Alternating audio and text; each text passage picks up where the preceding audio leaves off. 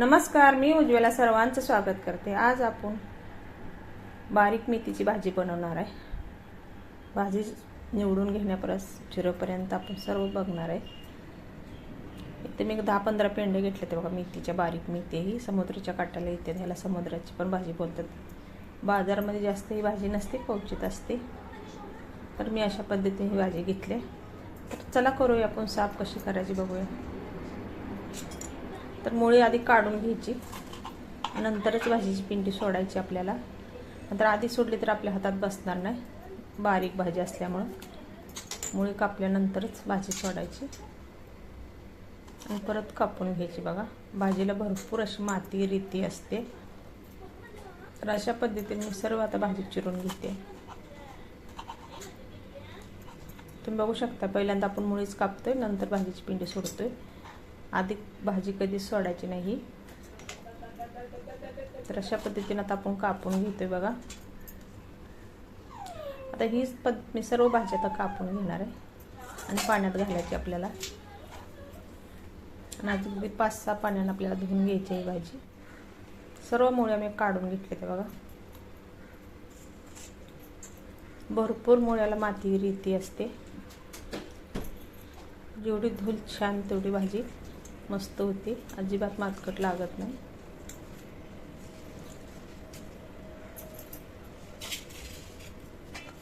तुम्हाला दाखवतो या भाजीमध्ये किती माती निघते बघा।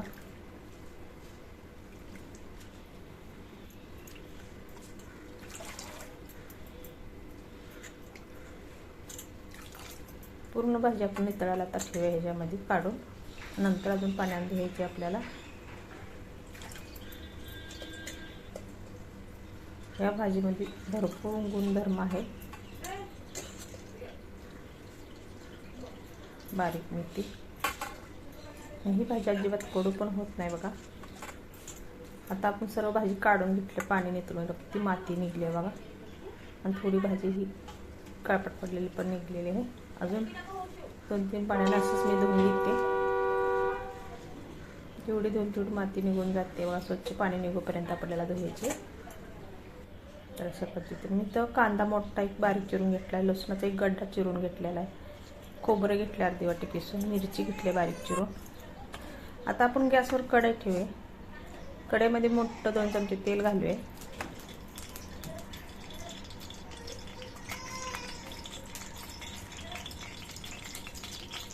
आता बारीक केलेलं लसूण घालूया आपण, मिरची घालूया आपण। मिरची लसूण चांगलं परतून घेऊ आपण तेलामध्ये, कलर बदलेपर्यंत, टेस्ट छान येते। आपण कांदा घालूया, कांदा पण व्यवस्थित परतून घेऊया। आता कांद्यात थोडंसं मीठ घालूया, म्हणजे लवकर शिजतोय आपला कांदा।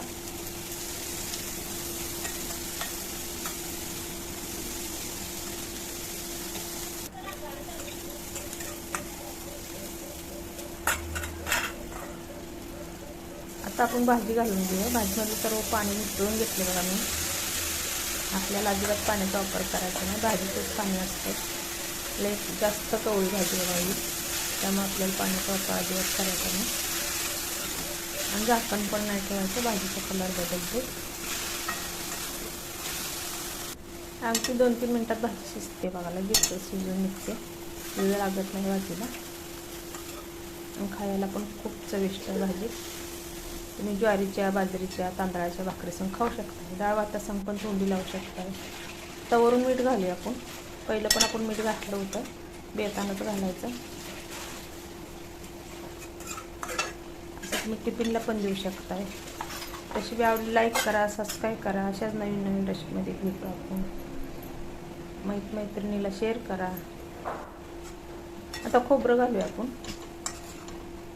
खोबरं घातलं तरी चालते, शेंगदाण्याचं खोबरं घातलं तरी पण चालते, तुमच्याकडे जे असेल ते तुम्ही वापरू शकताय। आता आपली भाजी तयार झाली, एकदा डिशमध्ये काढून घेऊया। खूप टेस्टी पण लागते चवीला, तुम्ही मुलांच्या डब्याला पण देऊ शकताय, टिफिनला।